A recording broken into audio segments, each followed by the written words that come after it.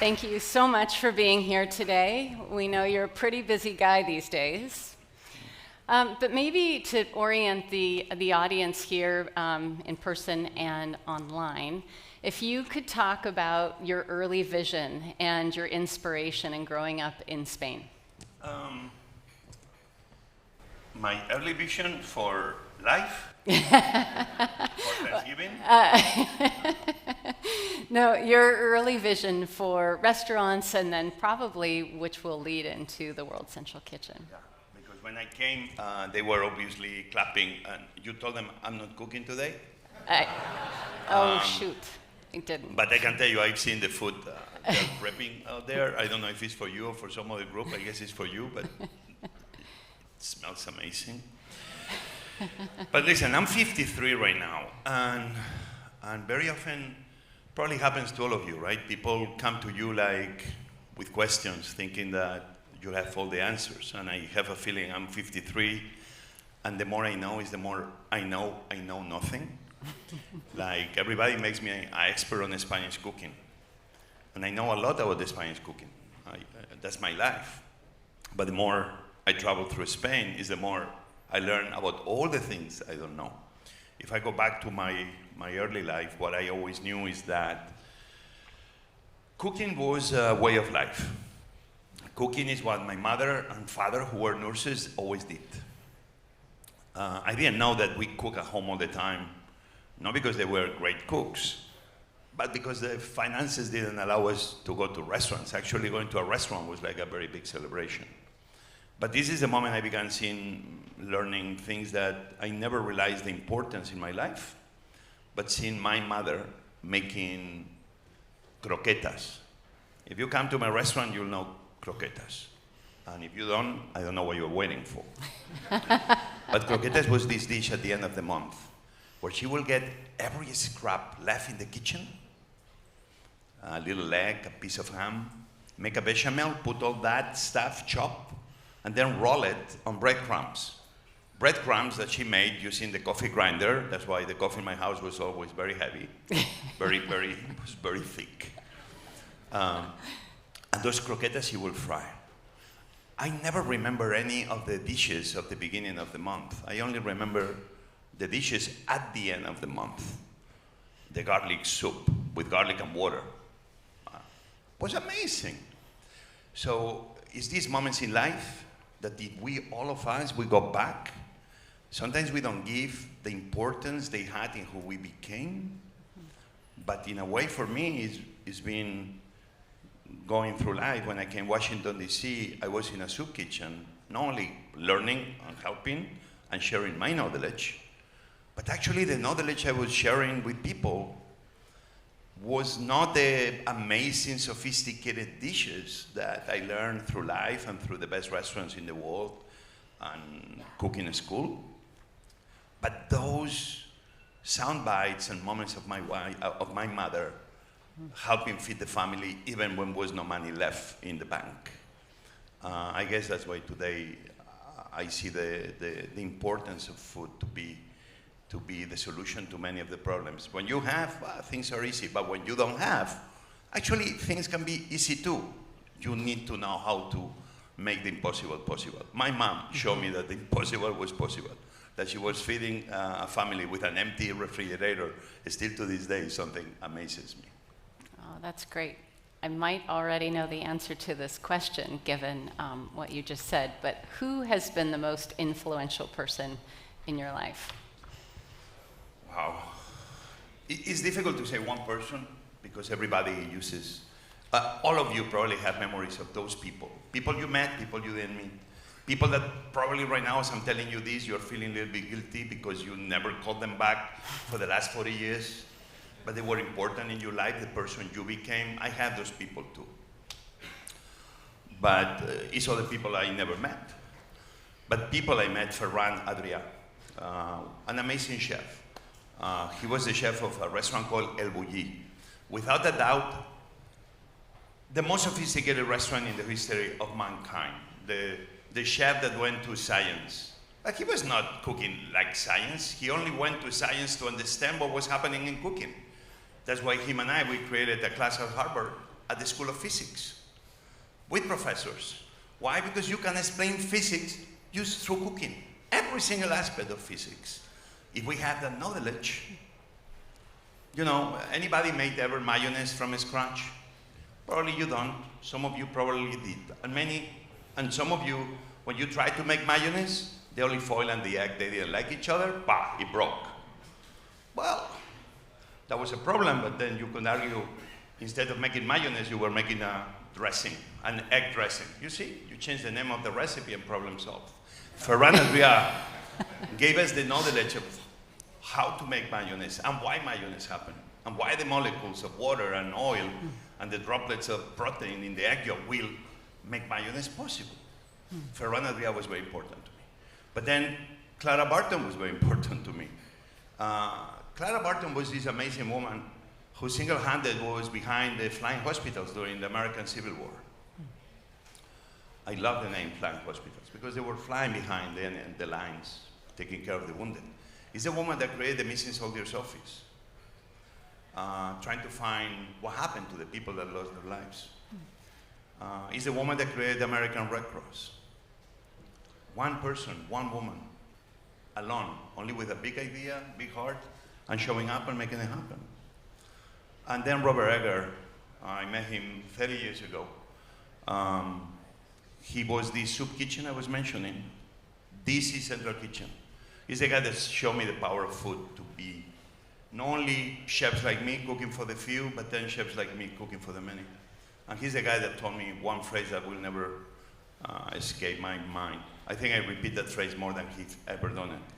He told me when I was 23 that philanthropy, even I'm a guy that comes from the private business, maybe I spend also a lot of time on the non-profit side, and he told me that philanthropy seems is always about the redemption of the giver, when actually philanthropy must be about the liberation of the receiver. Doing good is okay, but it's not enough because you feel good about yourself. We all need to start doing a smart good and put our combined knowledge, empathy, and efforts to start solving many of the problems and challenges we have ahead. Well, let's move into the innovative work that's being done at the World Central Kitchen. It takes you around the globe, feeding people with very different cultures and local food traditions. So how do you unite those food traditions with what you know and at such scale? Okay, the food traditions, usually something happens once we are, as I call, getting bored. I don't know if you know, but World Central Kitchen is an organization that technically began working over 11 years ago after the destruction of that earthquake in Port-au-Prince. It's when I went there just with one simple idea, to learn. To learn what? How we can activate my profession and who we are to feed people. So in the early hours and early days, we feed whatever we can. Because we are an organization of software more than hardware. I love hardware. Hardware for me means kitchens, means stadiums, means food trucks, means helicopters, means boats that help us prepare and deliver the food. And everybody's always very amazed. They always, with something, we laugh very hard. Every time I go to a conference and we talk about logistics and World Central Kitchen, everybody's always asking, Jose, and where do you find the food? And I'm like, shit, in the food store. In the food warehouse. I was in Katrina, I was watching from the comfort of my home what happened in Katrina. Superdome, an entire arena, thousands of people leaving Long New Orleans and the water. It took us days to bring food and water to those men and women. I was last September in New Orleans for the last hurricane. Do you know how far away is the main warehouses of food distribution of New Orleans from the Superdome? 0.4 miles. We only had to go there, bring the food to the arena, find some volunteers, and start feeding people in an hour. Do you know what an arena and a stadium is? And I use a lot of arenas and stadiums. Right now in Fort Myers, we are using the training facility for the Minnesota Twins in Fort Myers, and we are using their place to help feed people in Fort Myers Beach and other areas. But you know what an arena is? Everybody is highly confused. We are all confused. Everybody thinks that an arena and a stadium is where you go to watch your NBA game, NBA team, or your NFL team. No, it's a gigantic restaurant that entertains with the sports. Everybody's eating.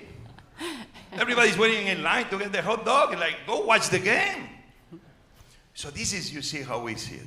So to end the question, once we are set up and we are reaching, for you to understand, in Ukraine we reach 1.5 million meals a day.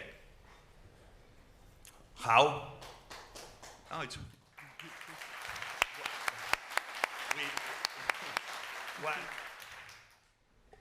I think we are over 175 million meals. How we did it? Shit, I cannot start opening restaurants all across Ukraine.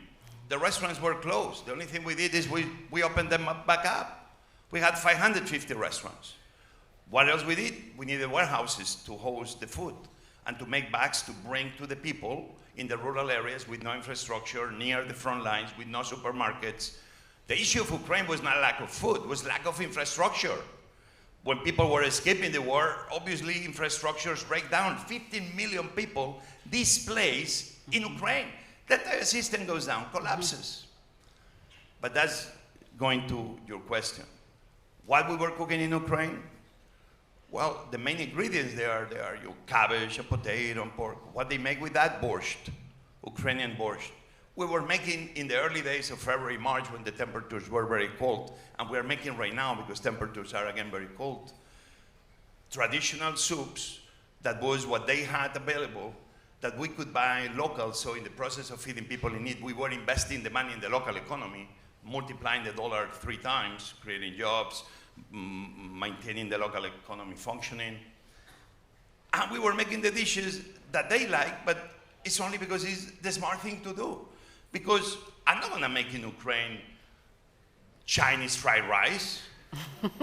Well, if I have the soy, and I have the oyster sauce, and I may, but if I don't have it, what do you think I'm gonna make? So we always make local, but not because we want to just feed locals with local food, but it's because it's usually what is available, what actually they like, and what everybody around knows how to cook. So what we do very often, people praise us because we do that, but we always look ourselves and we laugh because it's like, actually it's not brilliant.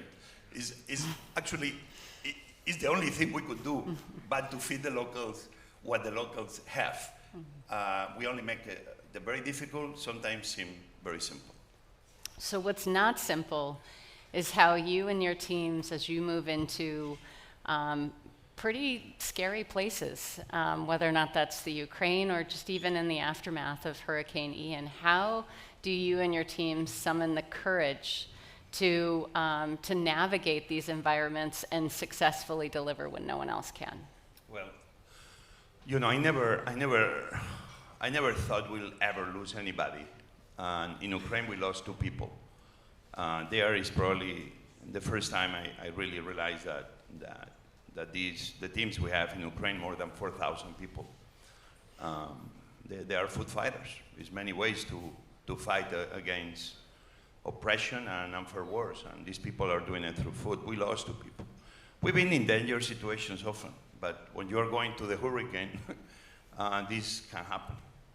But we always try to be safety above all. I mean, when we go to places, all the electric cables are down. We are landing with helicopters in places that is full of debris. Helicopters can get damaged. We go like in the mountains of Haiti, and you're going to a place that maybe slides. It's all of the above.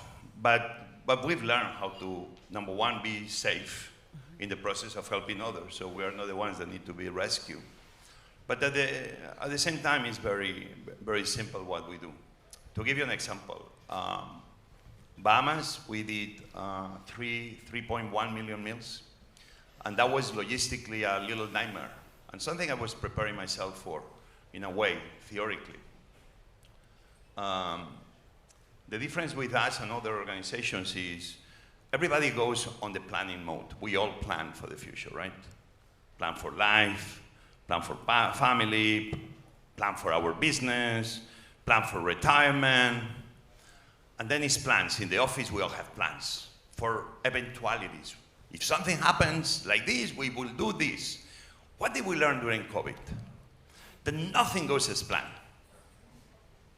And if you train yourself, your family, your teams to plan and follow a plan, when things don't go as planned, what happens? That everybody freezes. Why? Because you don't have the plan. We're slow in the response.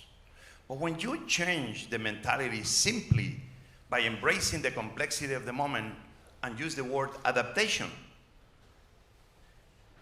every moment of chaos is used the opportunity for you to raise above and serve. So we adapt. In Bahamas, we had to adapt. Why? Because the kitchen I wanted to use in Abaco was underwater. The entire island was destroyed. 3 days, the Hurricane Dorian was above. So the only way to be doing any food in Abaco and the 14 Ks around was through helicopter. I couldn't bring helicopters from Florida. We couldn't. The hurricane was moving west. The only way we had was the east. We began bringing helicopters from Haiti, from Dominican Republic. We got 6. We began landing because we were the only organization in the early days that was there, not only bringing water and food. Water was too costly in terms of weight to bring it through helicopters. So we began bringing systems for desalinization of the seawater that we began putting them strategically in communities. We trained them to use them. We kept sending teams to make sure they were using it right. In the process, we began creating the system of bringing the food by seaplanes, by helicopters. But the helicopters, we had a problem. We didn't have fuel because the main airport in Abaco was gone. Was no fuel. We had to bring a boat from Fort Lauderdale once the seas were okay, with 2 helipads, so we could go north, deliver food, land, refuel, go to another kitchen we had in Grand Bahamas, refill the helicopters, go to deliver again to the islands. You see, there what we were doing was just adapting to the situations. We had an amphibious vehicle that we brought because the northern part of Abaco, the bridge was broke. And you could only reach that only island north of Abaco through an amphibious vehicle because at the beginning, the helicopters, we couldn't reach north because we didn't have enough fuel to go back to Nassau. So you see, again, it's used, what is the problem and what's the smartest, quickest decision? This is how we reach in less than 10 days, 80,000 meals a day, delivered by boat, delivered by amphibious vehicle, by seaplanes, by helicopters. We opened the kitchen in Grand Bahama in a hotel. All of a sudden, we were able to cover almost everybody that was in need of a plate of food. That's what we do. We are with boots on the ground. We adapt every single moment. We have organizations that are very flat. The mission is simple. We need to feed everybody as quick as we can. Everybody takes that simple mission and makes it their own. It's never a wrong decision. The worst, you know what's the worst decision we ever make? The one that we don't take. Because when you are making a decision, you are in the move. You're moving. If you realize that that's not the perfect one, it's okay. Because you are moving, you are able to change course, but still you will achieve whatever you want quicker and faster. If you don't make the decision, my friends, well, people will go hungry and people will go thirsty. In Ukraine, we send cereal to the city of Odessa, 5 trucks of cereal. Well, they were talking rice. The American chefs that helped them from Poland to send this first shipment to Odessa, they sent them Kellogg's. They had more. That's supposed to be a real story, but it's supposed to be a joke. They are waiting for rice, and we send them cereal, Kellogg's and Cheerios. It's okay. We covered their breakfast. This was bad decision, because language. But actually, it was the best decision. Why?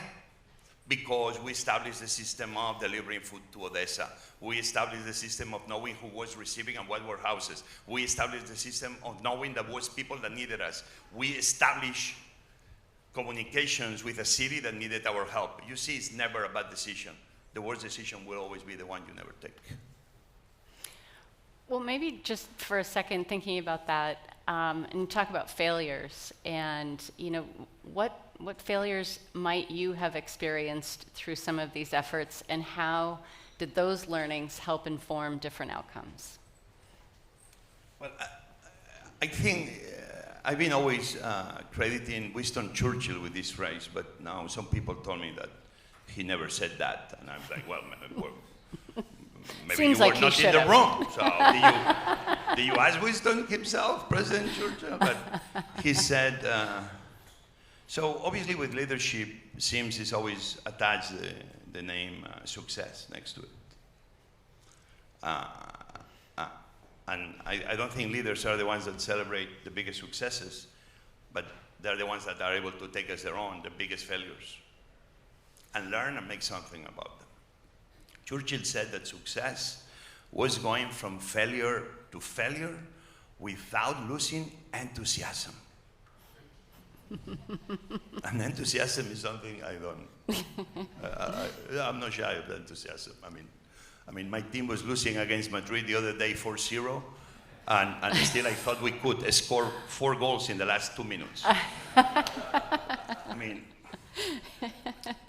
but I think one of the most important things on World Central Kitchen, I was the founder, and in the early days it will be me and me, and then one friend, and then we began growing, right? Now we can grow to 4,000 people in Ukraine. We can grow to 500 people in Florida, like that, in 3 days.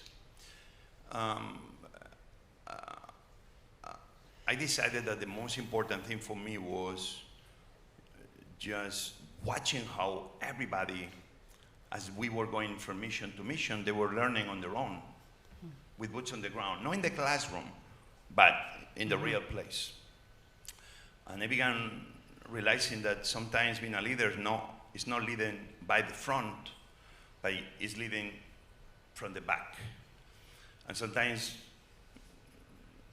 whispering what may not be the perfect situations, and try sometimes not even to give all the marching orders, but letting the people decide the marching orders on their own. I always believe that, especially in emergencies, but this we can apply to the private sector equally. I always said that I wanted to create a company that was not pyramidal. You have a piece of paper? Anybody has a piece of paper? Well, I don't need a piece of paper. Yeah, maybe. You know what happens? Oh, the coffee. When you do pyramidal, the boss sits above, right? And I'm sure here is a lot of bosses. Whatever is in your department or in your company, the boss sits above, right? And then I am the boss in my restaurant company, and I say blue. I'm thinking, blue. I have blue eyes, blue. I like blue shirt. I go next week to the restaurants, everything is blue. The logo is blue, the menus are blue, the special is blueberries with blue potatoes. And I asked, well, what happened? I say, Jose, you said blue. I'm like, shit, I was thinking. What happens in organizational charge and in leadership?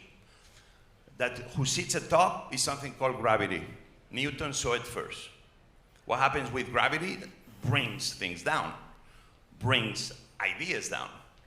In organizational chart that is pyramidal, and the news comes from above, the information comes very quickly down, even when you don't even have the time to express yourself. That's not good. When good ideas come from the bottom, what happens with gravity? That if that idea needs to move up to the top, gravity doesn't let that idea move up. Therefore, good ideas are wasted. And then often, because the pyramid, you have people in different sides, they don't work together because they don't see each other. Now, forget the pyramid, bring down that pyramid and make it flat. Everybody can see each other. The boss is the boss because the boss usually should be there with the boots on the ground, leading, surrounded by people he sees and where he's seen, and where everybody in the right moment feels their voice can be heard or the contributions can be seen. Obviously, in emergencies, it works very well. The boss is not the person with the title behind the door. but the boss is the person with the boots on the ground. Specifically in emergencies, very often, the person in charge is 5,000 miles away. For the big picture, maybe it's okay. For the details, which is what actually is important in the emergency, it is the worst. That's very much what I think about that. I like that. Well, it was really inspirational. You know, there certainly is no shortage of crises these days, and you also have a lot of restaurants to run. So how in the world do you recharge your batteries? With the people, the team. My wife, my children. I scuba dive. I am the best golfer in the world. I am. I mean, I'm the best handicap 19th in the world. I'm going to be playing with Sergio Garcia next week. I'm going to beat him. But I like life. I like restaurants. I like travel. I like to create. Restaurants for me are stories. They are not businesses. I tell my stories through the restaurants. I recharge, believe it or not, going to emergencies. You know, in the worst moments of humanity, the birth of humanity shows up. The best empathy. You go to Fort Myers right now, or you go to anywhere in the Caribbean, there is no blacks and whites, or Jewish and Christians, or right and left. It's people helping people. My God. That's so amazing. People respecting people. People understanding that we are only going to be as good as the other people helping you back. So I recharge going to those. At times I cry of happiness, at times because I feel we can do more. You know, it's like I remember in Puerto Rico, we did over 4 million meals. And Puerto Rico was hard, very, very hard. We reached 150,000 meals a day very quickly with 32 restaurants across the island. I just came back from Puerto Rico because it was another hurricane. And for me, it was a joy because now the teams are so well trained that it's like we were doing everything needed to be done food-wise. We were everywhere. When I see this, I recharge. Because also I keep learning from the lessons of the past and see that we are applying them to the present. Right now we are working in a lot of software. Right now when emergencies happen, nobody knows what's happening with the food situation on the ground. Nobody. We know a little bit more than others, than anybody, because we start doing maps. And we start putting pinpoints on the maps.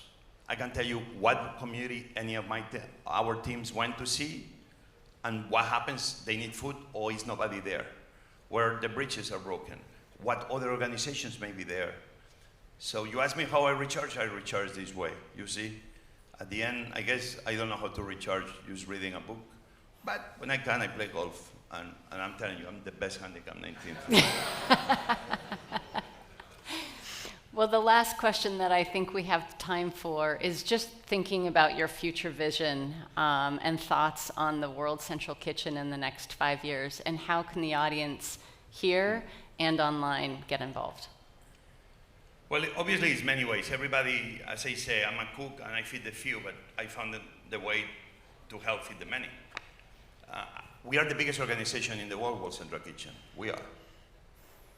We are bigger than the 100 biggest companies in the world. We are bigger than UN. We are much bigger than United Nations. We don't have a building. You know, we don't have big offices. We are only 80 people. But why I'm saying this? Because when I see the world, every restaurant is part of World Central Kitchen. Every warehouse is part. Every seaport and airport. Every helicopter, every plane, every boat. All you see around the world belongs to World Central Kitchen. Why we go by Amazon, we're able to feed everybody? Because we go with this mentality.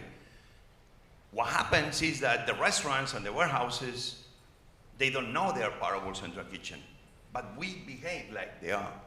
So I do believe all of us, we need to be connecting in a fascinating way, thinking that what is mine may be yours and what is yours may be mine, especially in emergencies. Logistics, we can do so much better. Why? Because it's the people, it's the infrastructure, it's the know-how. But sometimes it's red tape everywhere. And sometimes it's not the right conversation about how to provide aid. You know, in Puerto Rico was more Tylenol. Puerto Rico has more Tylenol than Tylenol America needs in the next 100 years. Everybody was sending Tylenol after Maria. The seaport was surrounded by containers of Tylenol. Why? Because I learned that it's not an emergency somewhere that gives priority to the things that actually are needed in an island after an emergency.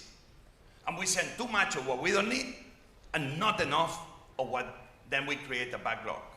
Then we don't help. This is what we can all be doing together. Taking ownership in a software way of the assets and the know-how that other people and other organizations have around us, especially in emergencies. If you have an emergency and you have to deliver medicines, please don't deliver the medicines in a police station or in a soccer stadium. Reopen the pharmacies that you always go in the normal times to get your medicines, and let everybody that the pharmacies are open. But don't in the middle of an emergency change the delivery place of those medicines. Only creates more problems. You see, big problems have very simple solutions. Sometimes we don't need to reinvent the wheel. We only need boots on the ground, empathy, bringing the people together, and then you'll see that the big problems sometimes can be solved with one plate of food at a time. I love that. Thank you so much.